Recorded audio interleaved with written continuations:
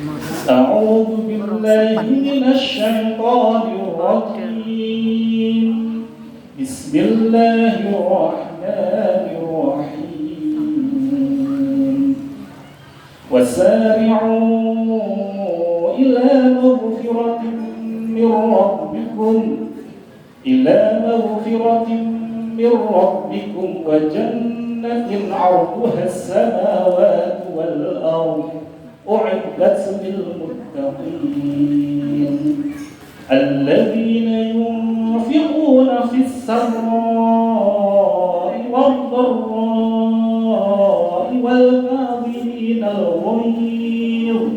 والكاظمين الغيظ والعافين عن الناس والله يحب المحسنين.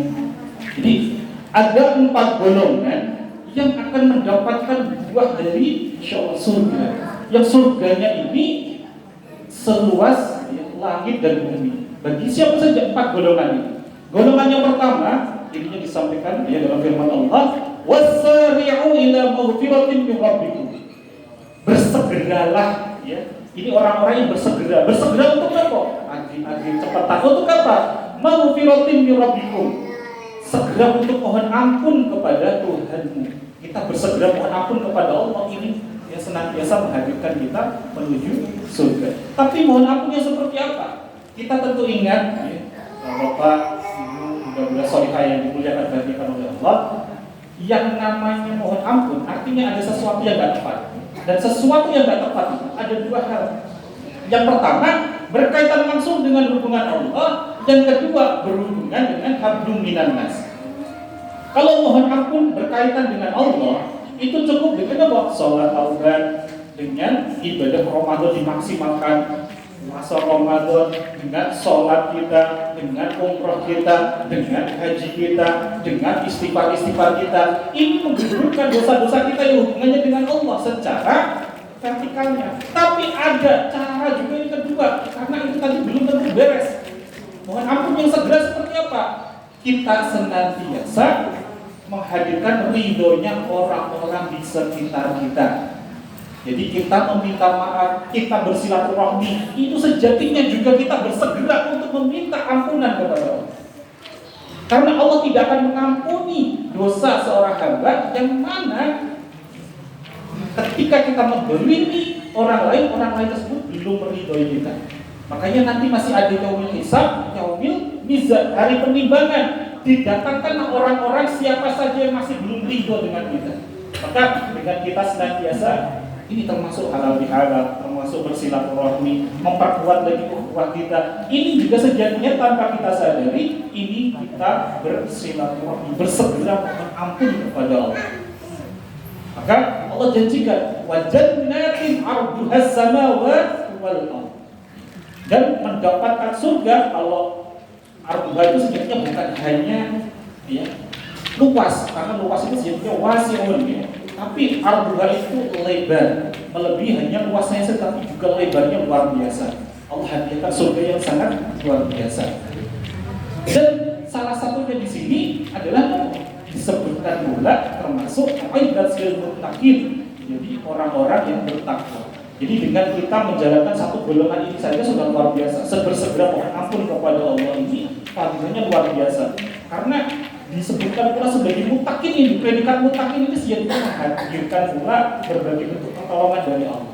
Allah akan menghadirkan itu kalau kita bertakwa. Wa man yattaqillaha yaj'al lahu makhrajan wa yarzuqhu min haitsu la yahtasib. Allah akan berikan solusi dari setiap persoalan hidup kita, dan Allah akan berikan rezeki dari arah yang tidak disangka-sangka. Nanti akan kita bahas lebih lanjut di materi ini kita. Tapi Masya Allah, ayat lanjutannya ini lebih dahsyat lagi. Jadi alladzina yunfiquna fis-sarra'i wad-dharra. Jadi golongan yang pertama tadi orang-orang yang bersegera mohon ampun. Yang kedua, yakni orang-orang yang senantiasa menginfakkan hartanya, baik itu saat lapang ataupun saat sempit. Nah, kalau pada tanggal di GNJ, meskipun saat kita lapang atau sempit, kegiatan GNJ masih jalan betul? Jalan. Saya itu. Atau yang jalan hanya begitu-begitu saja, yang lebih itu betul. Masya Allah.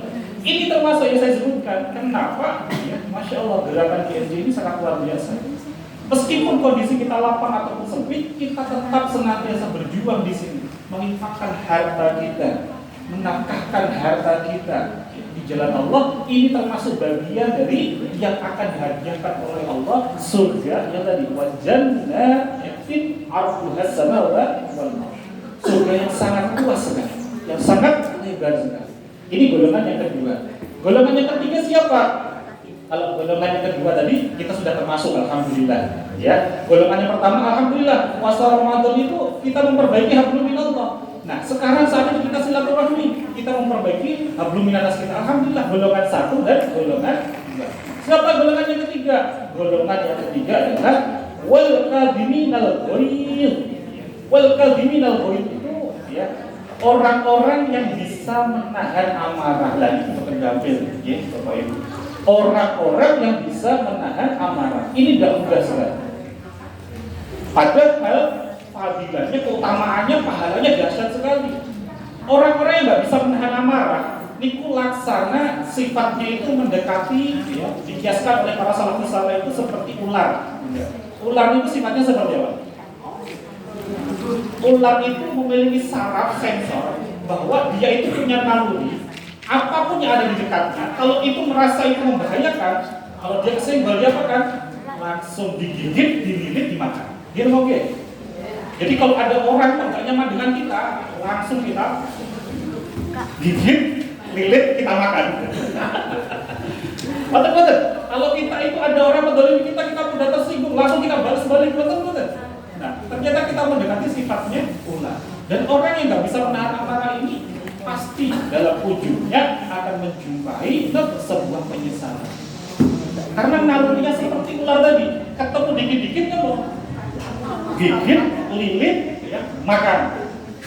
Padahal ular itu ya seringkali karena naluri itu, kalau dia didekati gergaji, ya masya Allah. Coba, karena rumusnya ular tadi apa? Gigit, lilit, makan. Kalau ketemu gergaji, diapakan sama ular?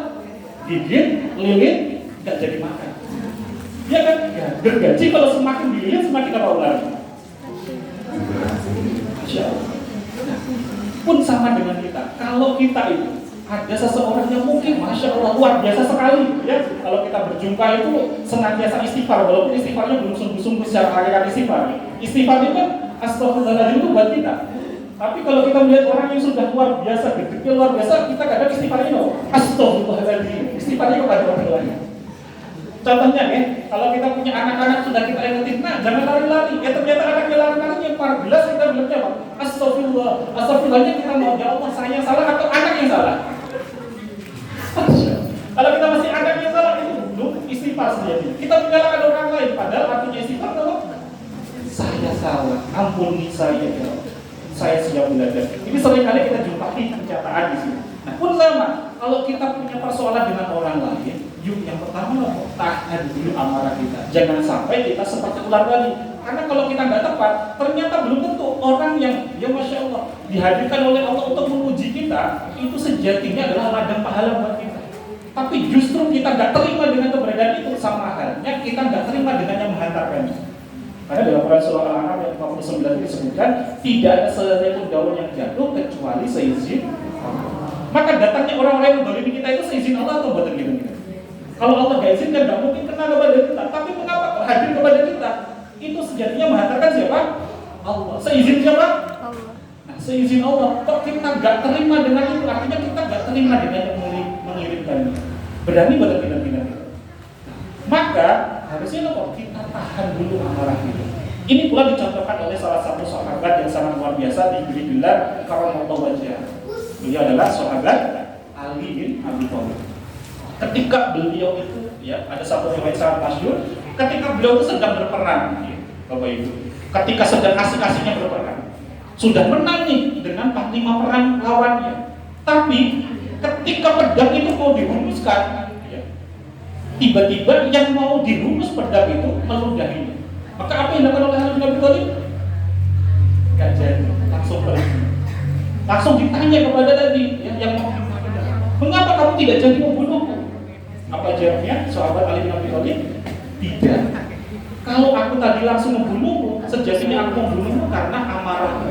bukan karena aku berjuang di jalan agama Allah. Maka beliau menghindar. Justru itu yang dikatakan oleh sahabat Ali bin Abi Thalib. Beliau apa? Bahkan itu di posisi perang sekalipun beliau tidak mau melawan musuhnya kalau itu didasari oleh rasa amarah. Kalau hatinya sudah tenang, beliau maju lagi. Maka masya Allah, inilah ya para hamba-hamba yang masya Allah pilihan hamba-hamba kekasih Allah yang senantiasa dipilih, disiapkan surga yang luasnya sangat dahsyat. Tadi golongannya kepintar dikit.